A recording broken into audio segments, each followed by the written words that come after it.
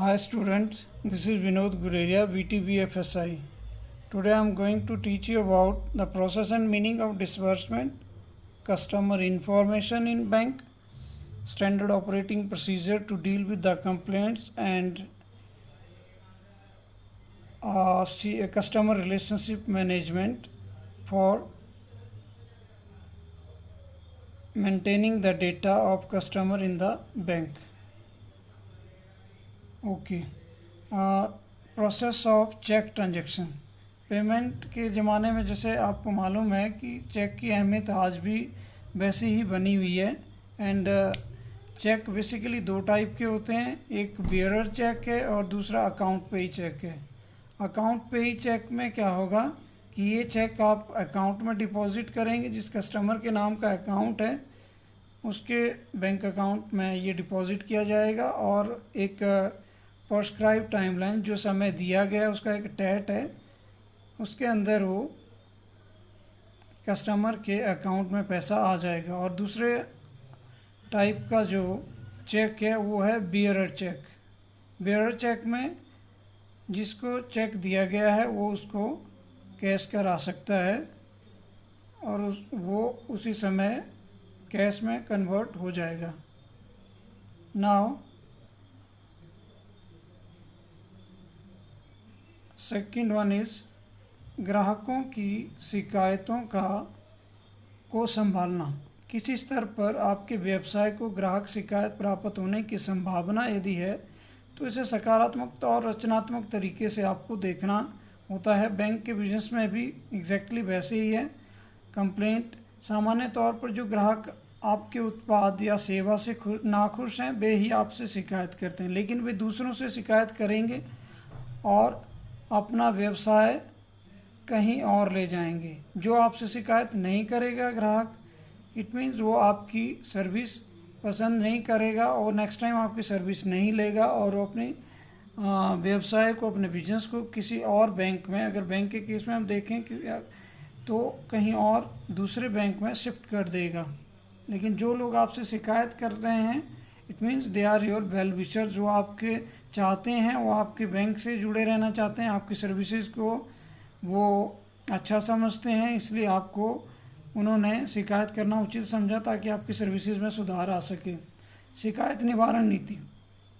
शिकायत निवारण नीति में बेसिकली बैंकों की भी जैसे और कंपनीज़ हैं या और बिजनेसेस हैं, उसी तरह से बैंकों की भी एक शिकायत निवारण नीति होती है जिसके तहत बैंक काम करता है और इसको बहुत ही कुशल तरीके से हल करने के लिए बैंक प्रतिबद्ध होते हैं, ऐसा बैंकों का कहना है। और इस तरह से ही बैंक बड़े ट्रांसपेरेंट और बड़े पारदर्शी तरीके से डील करता है। आप को जो चाहिए इस चीज़ को डील करने के लिए वो हम ये कर सकते हैं, समझाएं कि ग्राहक औपचारिक रूप से शिकायत कैसे कर सकता है, शिकायत पर चर्चा, उन्हें संबोधन करने और उनको समाधान करने के लिए जो कदम उठाए जाएंगे उसकी पहचान हमें करनी होगी। शिकायत के समाधान के द्वारा आपके द्वारा पेश किए जाने वाले कुछ संसाधनों का संकेत दें। हम ये संसाधन हमने आपके शिकायत अगर आप करते हैं हमारी किसी सर्विस के रिगार्डिंग, तो ये संसाधन है जिनके द्वारा हम आपकी शिकायतों का निपटारा करने की कोशिश करेंगे। तो ये इस तरह से शिकायत निवारण की जो प्रक्रिया है उसके लिए एक नीति बनाई जाती है बैंकों में, और उसे निपटने के लिए एक प्रक्रिया हम बना सकते हैं। अगर हम बैंक के सिस्टम की बात करते हैं उसी के तहत हर बार उसका निपटारा शिकायतों का किया जाता है। हम ग्राहक की शिकायत को ध्यान से सुने। जो भी बैंक में शिकायत निवारण तंत्र से जुड़े हुए लोग हैं वो उनको ठीक से शिकायत सुननी चाहिए।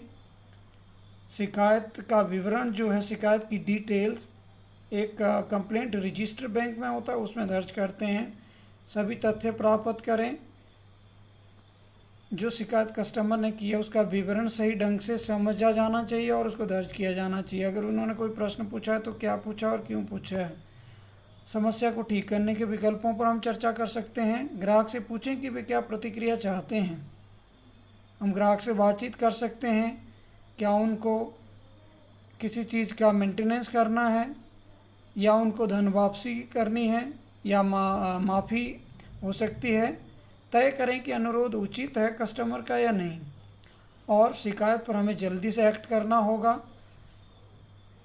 वहीं हमने जो कस्टमर के साथ प्रॉमिस किए हैं, जो वायदे किए हैं, चाहे वो लोन के रिगार्डिंग है, चाहे डिपॉजिट के रिगार्डिंग है, चाहे हमारी सर्विस के रिगार्डिंग है बैंक में, वो हमें पूरे करने होते हैं।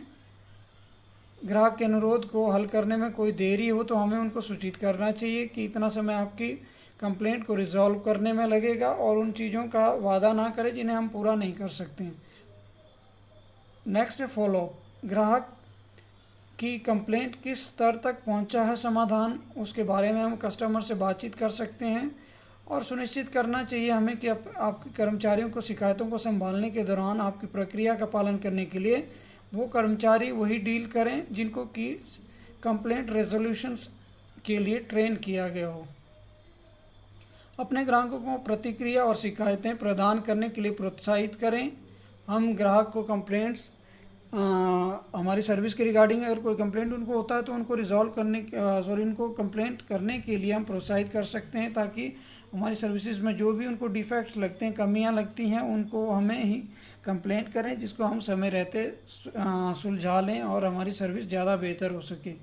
इसके लिए बैंक में एक CRM एक तंत्र होता है, कस्टमर रिलेशनशिप मैनेजमेंट इसको बोलते हैं, तो इसको ग्राहक संबंध प्रबंधन भी कह सकते हैं।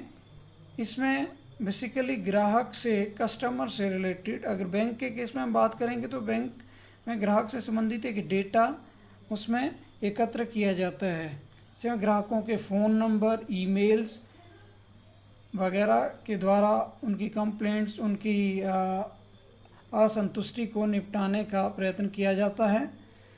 अक्सर पहल असफल इसलिए हो जाती है क्योंकि कोई कर्मचारी बिना कोई डिटेल लिए, बिना कोई हेल्प लिए और बिना कंप्लेंट निपटाने के SOPs की फॉलो करते हुए अगर उसको कंप्लेंट को डील करता है, या एम्प्लॉयड उसका कंप्लेंट रेजोल्यूशन सिस्टम का हिस्सा नहीं है, तो कंप्लेंट प्रॉपर तरीके से उसको निपटाया नहीं जाएगा। अन्य समस्याएं इसमें क्या हो सकती हैं कि आपको जो कंप्लेंट्स आई हैं वो किस तरह आई हैं, क्यों आई हैं, क्या दिक्कत होगी कस्टमर को, उसके बारे में हम सोचेंगे और उसके बारे में बातचीत करेंगे। और स्वचालन की योजना बनाते समय उसे हिसाब में ना लिया जाए कि जिस चीज़ के अध्ययन की ज़रूरत नहीं है। CRM के टाइप एक्चुअली क्या क्या हो सकते हैं उसके विषय में हम बातचीत कर रहे हैं। तो CRM के जो टाइप्स हैं वो केंद्रित करने के लिए उसको विभिन्न तरह के सॉफ्टवेयर आज के समय में उपलब्ध हैं, कई तरह की प्रणालियाँ उपलब्ध हैं। इसमें महत्वपूर्ण से ग्राहक सेवा, अभियान प्रबंधन, बिक्री बल, स्वचालन से परिचालित हैं। इसके अलावा इसमें CRM एक्चुअली एक क्रियाशील संपादन है, क्रियाशील यानी प्रोग्रेसिव एक सिस्टम है वर्क करने का, जिसमें जो भी हम डेटा डालते हैं उस डेटा में कोई आगे हम क्या प्रोसेस हमने चलाया है, किस स्टेज तक कंप्लेंट कस्टमर का पहुंचा है, वो एंटर करते रहते हैं और उसमें फॉलोअप लेते हैं। कस्टमर को हमें इंटीमेट भी करना होता है समय समय पर फॉलोअप के साथ कि किस स्तर तक उनकी कंप्लेंट्स जो हैं वो पहुंच गई हैं रेजोल्यूशन के, और जल्दी ही उनको कॉन्फिडेंस में लेके हम उस कंप्लेंट के निपटान के स्तर तक पहुंचाते हैं।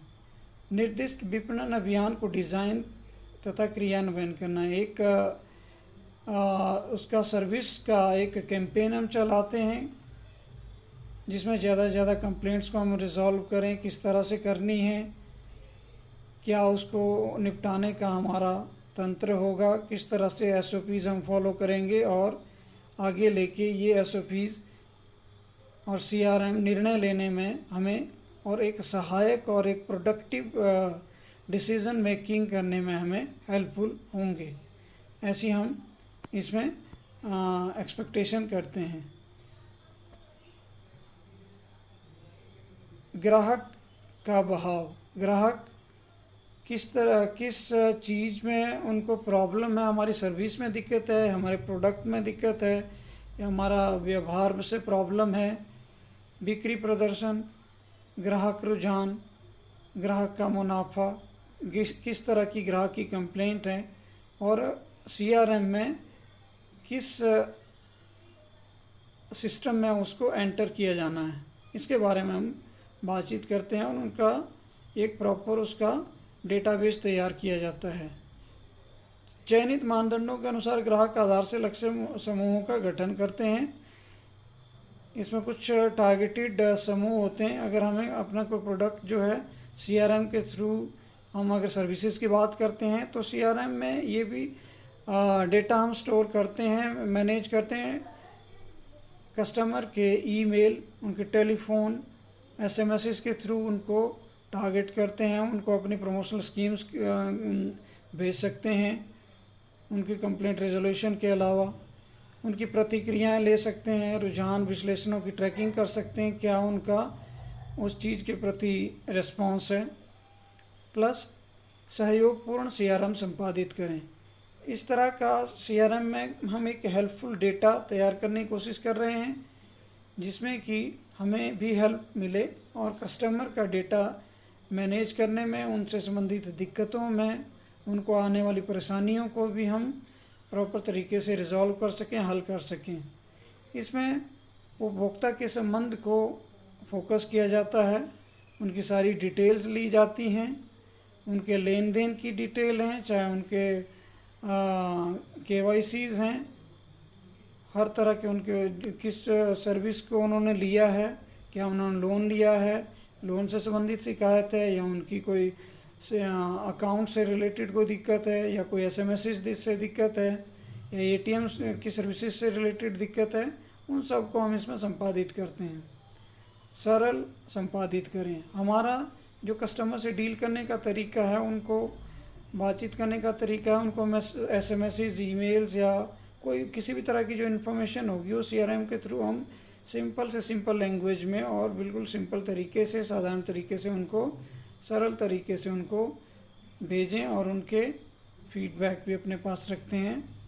सामाजिक स्तर पर सामाजिक मीडिया का हम यूज़ करते हैं। सामाजिक नेटवर्किंग की वृद्धि से सीआरएम उत्पाद कंपनियों को अपने पारंपरिक सीआरएम प्रणालियों में एकत्रित करने पर मजबूर किया है। कई तरह के एड्स हम सोशल नेटवर्किंग की सहायता से उन कस्टमर को तभी टारगेट कर सकते हैं जब हमारे पास उनकी एक कस्टमर रिलेशनशिप मैनेजमेंट में एक डेटाबेस हमारे पास उन कस्टमर का होगा, तो हम इजीली उनको टारगेट कर सकते हैं, उनको वो चीज़ें भेज सकते हैं जो कि उनके बेनिफिट की है या हमारे बैंक के बिजनेस में सहायक होती हैं। That's all for today. Thank you. Have a nice day.